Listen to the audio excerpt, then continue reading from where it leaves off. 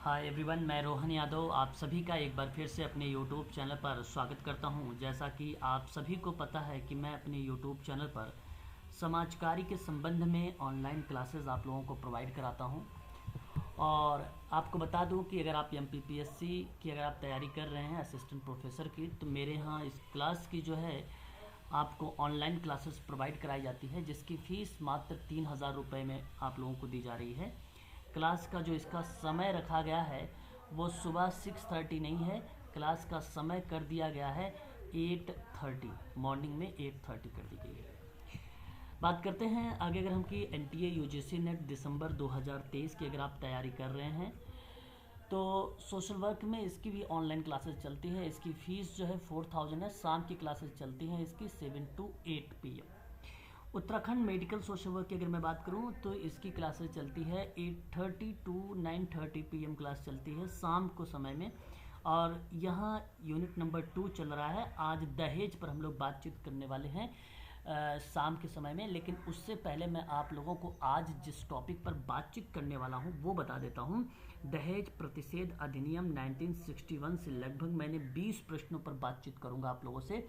ये प्रश्न अगर आप पढ़ के जाते हैं तो इन्हीं 20 प्रश्नों से ही आप लोगों के इर्द गिर्द जो है समाज कार्य में प्रश्न पूछे जाएंगे। उत्तराखंड यानी मेडिकल सोशल वर्क। अब ये केवल ज़रूरी नहीं कि उत्तराखंड, एम्स में भी हो सकता है, राजस्थान में भी हो सकता है, मध्य प्रदेश में भी हो सकता है और महाराष्ट्र में भी देखने को मिल सकते हैं ऐसे प्रश्न। ठीक है, तो याद रखिएगा आप सभी लोग। एमपी सेट की क्लासेस में मात्र 1,000 रुपये में आप लोगों को प्रोवाइड करा रहा हूँ। जैसा कि आप सबको पता है, कंटेंट है, PDF है, ऑल डिटेल पूरी इन्फॉर्मेशन इसमें है। अधिक जानकारी आपको चाहिए तो आप ये नंबर नीचे लिखा गया है, इस नंबर पर आप कॉल भी कर सकते हैं और व्हाट्सअप के माध्यम से जानकारी प्राप्त कर सकते हो। ठीक है। और यूजीसी नेट खासकर बच्चे ध्यान रखें क्योंकि इसकी क्लासेस जो है यूनिट नंबर 1 चल रही है। और आज मैं आप लोगों से यूनिट नंबर 1 में बातचीत करने वाला हूँ थ्योरीज़ पर। Very very most important theories चल रही है इस समय। ठीक है, कि सोशल वर्क की कौन कौन सी थ्योरीज़ हैं। बात करता हूँ आगे तो देख सकते हैं मेरे यहाँ जो सर्विसेज हैं, एवरीडे लाइव क्लासेस हैं, रिकॉर्डेड क्लासेस हैं और यूनिट वाइज PDF है। यूनिट और टॉपिक वाइज आपका मॉक टेस्ट भी है, शॉर्ट नोट्स भी अवेलेबल हैं। एवरी डे सैटरडे को डिस्कशन किया जाएगा। प्रीवियस ईयर का क्वेश्चन पेपर है 2004 से 2023 तक का, जून 2023 यहाँ पर आप मेंशन करिएगा। हैंड रिटन नोट्स भी आप लोगों को यहाँ पर प्रोवाइड कराए जाएंगे। ठीक है, चलिए बात करते हैं प्रश्नों पर। हमारे सामने ये प्रश्न आ चुका है और ध्यान रखेंगे प्रश्नों का पैटर्न आप सबके लिए यहाँ पर इस तरीके का है कि दहेज दहेज कैसे दिया जाता है, प्रत्यक्ष या अप्रत्यक्ष। ऑप्शन सही जवाब जाएगा ऑप्शन नंबर 3 यानी C, दोनों, यानी प्रत्यक्ष भी दहेज दिया जा सकता है और अप्रत्यक्ष तरीके से भी दहेज दिया जा सकता है। क्वेश्चन नंबर 2, दहेज किसके द्वारा दिया जा सकता है। Question number 2 very very most important सवाल है, दहेज प्रतिषेध अधिनियम से सवाल है। ये क्वेश्चंस एमपीपीएससी, ध्यान से सुनिए, एमपी सेट और यूजीसी नेट के साथ साथ आपसे अगर हम बात करें तो उत्तराखंड मेडिकल सोशल वर्क, ठीक है, उनमें ये प्रश्न पूछे जाएंगे। दहेज किसके द्वारा दिया जा सकता है। क्वेश्चन नंबर 2, सही जवाब यहाँ पे क्या हो सकता है।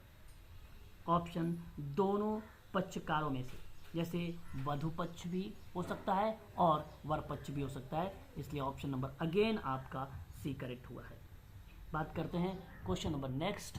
कहता है कि दहेज शब्द को परिभाषित किया गया है कौन सी धारा में।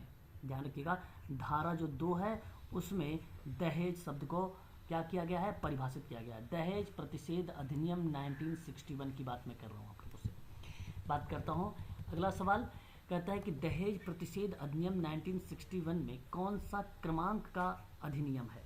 क्वेश्चन नंबर 4 हमारे सामने है, तो 28 इज द राइट आंसर होगा। ऑप्शन नंबर B आपका यहाँ पे करेक्ट होगा।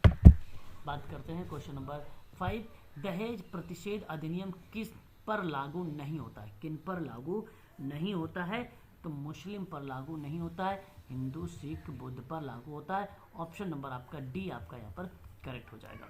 हालांकि सारे प्रश्नों से रूबरू हैं आप सभी लोग, और जो लोग रूबरू नहीं हैं तो वो ऑनलाइन क्लासेस में देख लेंगे दहेज प्रतिषेध अधिनियम 1961 के बारे में। सहकारी बोर्ड में कितनी महिला होंगी जो समाज कल्याण के क्षेत्र से। क्वेश्चन नंबर 6 का सही जवाब अगर मैं बात करूं तो 2, option number D is the right answer correct होगा आपका यहाँ पर D 2। बात करेंगे क्वेश्चन नंबर 7, दंड प्रक्रिया संहिता का कौन सा प्रावधान इस अधिनियम पर लागू नहीं होता है। क्वेश्चन नंबर 7, बेसिकली परिसीमा होता है, जो कि option number C is the right answer होगा।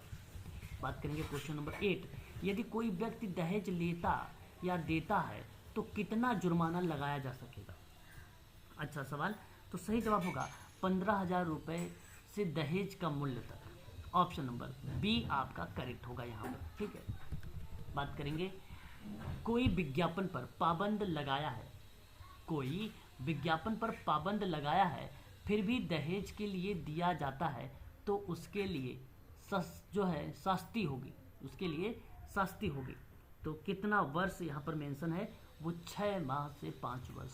कोई विज्ञापन पर पाबंद लगाया गया फिर भी दहेज के लिए दिया जाता है तो उसके लिए सस्ती होगी। सख्ती का मतलब समझ रहे होंगे, कड़ाई एक प्रकार से, 6 माह से 5 वर्ष तक।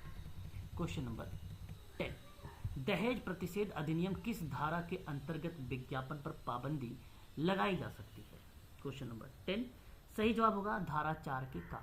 Option number C is the right answer होगा। क्वेश्चन नंबर 11, दहेज प्रतिषेध अधिनियम कहाँ पर लागू है। दहेज प्रतिषेध अधिनियम पूरे भारत में लागू है, इसलिए ऑप्शन ए आपका करेक्ट होगा। यदि कोई व्यक्ति आदेश के बाद भी असफल होता है तो दहेज लौटाने में न्यायालय द्वारा जुर्माने की तरह वसूला जाएगा। ऑप्शन नंबर आपका सी इज द राइट आंसर होगा। Question number 12। क्वेश्चन नंबर 13, यदि महिला जिसको दहेज वापस करना था उसकी मृत्यु हो जाती है तो दहेज दिया जाएगा किसको। सही जवाब बच्चों को। Option number A is the right answer होगा। बात करेंगे नेक्स्ट सवाल कि यदि कोई व्यक्ति विवाह के लिए विज्ञापन में प्रतिफल दर्शित करता है तो ऐसा विज्ञापन डैश पाबंद होगा। ऑप्शन नंबर बी करेक्ट होगा यहाँ पर सही जवाब। क्वेश्चन नंबर, यदि विवाह के पूर्व दहेज लिया गया है तो दहेज को कब लौटाया जाएगा। क्वेश्चन नंबर 15 सही जवाब विवाह के 3 माह के भीतर। Option number B is the right answer होगा। क्वेश्चन नंबर 16, यदि दहेज लेना वाला व्यक्ति दहेज लौटाने में असफल रहता है तो सख्ती क्या होगी। यहाँ पे करेक्ट जवाब होगा 6 माह से 2 वर्ष की सजा भी हो सकती है, जुर्माना 5,000 से 10,000 रुपये का भी हो सकता है, उपयुक्त ABC उपयुक्त में से सभी में से कुछ भी नहीं, उपयुक्त सभी में से कुछ भी, हाँ कुछ भी हो सकता है। यहाँ पे ये भी हो सकता है, ये भी हो सकता है, इसलिए ऑप्शन नंबर डी का चुनाव करें आप लोग, ना कि सी का चुनाव करेंगे। कुछ भी हो सकता है, पहला भी हो सकता है, दूसरा भी हो सकता है ना, कंडीशन कोई भी हो सकती है। क्वेश्चन नंबर 17, दहेज लेने और देने का करार दिया गया तो ऐसा करार क्या होगा। यहाँ पर शून्य होगा। Option number A is the right answer होगा। क्वेश्चन नंबर 18, दहेज प्रतिषेध अधिनियम में कुल कितनी धारा है।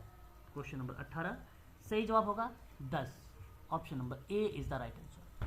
आपको बता दूं, यदि आप UGC नेट सोशल वर्क की क्लास लेना चाहते हैं दिसंबर 2023 की, तो उसकी ऑनलाइन क्लासेस मैं आपको प्रोवाइड करा रहा हूँ।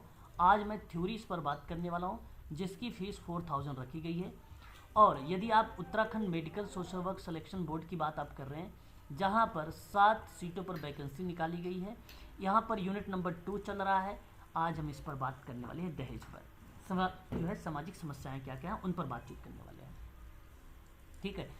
तो उसके लिए अगर आपको क्लास लेनी है सोशल वर्क में तो फीस उसकी मात्र 3500 रुपये रखी गई है, ठीक है। और MP सेट की जो फीस रखी गई है मात्र वो 1000 रखी गई है। MPPSC जहाँ पे सोशोलॉजी की आप लोग तैयारी कर रहे हैं उसकी फ़ीस मात्र 3000 रखी गई है, ठीक है। चलिए आगे बात करते हैं। क्वेश्चन नंबर नेक्स्ट 19, निम्नलिखित में से कौन दहेज मांग सकता है। कौन दहेज मांग सकता है। माता पिता, संरक्षक, नातेदारी, कोई भी कोई नहीं। एक में निम्नलिखित में से कौन दहेज मांग सकता है। कोई नहीं मांग सकता, कोई नहीं। Option number D is the right answer. Option number D correct होगा, यहाँ पर डी करेक्ट होगा। दहेज प्रतिषेध अधिनियम में दहेज लेना या देने के लिए किस धारा में सख्ती बताई गई है। सख्ती बताई गई है धारा अगर हम बात करते हैं तो 3, ऑप्शन नंबर ए। ऑप्शन आपका यहाँ पर ए करेक्ट होगा। तो ये प्रश्न था दहेज प्रतिषेध अधिनियम 1961 के तहत। ये सारे प्रश्न मैंने आप लोगों से भी जिक्र किए हैं। आपको अगर अधिक जानकारी चाहिए सोशल वर्क में तो आप यहाँ पे नंबर दिया गया है 8506031308 पर आप मुझसे कॉल भी कर सकते हैं, व्हाट्सएप के माध्यम से बातचीत भी कर सकते हैं। समाज कार्य में संपूर्ण जानकारी आप लोगों को जो है प्रोवाइड कराई जाएंगी। ठीक है, आज के लिए बस इतना ही। मिलते हैं नेक्स्ट क्लास में आप लोगों से। आज शाम की क्लास में 7 to 8 उसमें चलेगी सोशल वर्क थ्योरीज। जितनी भी थ्योरीज हैं, अटैचमेंट थ्योरीज हो गई, ट्रांस एनालिसिस थ्योरीज हो गई, टास्क सेंट्रल थ्योरीज हो गई, इन सभी थ्योरीज वगैरह पर आज हम लोग बातचीत करने वाले हैं।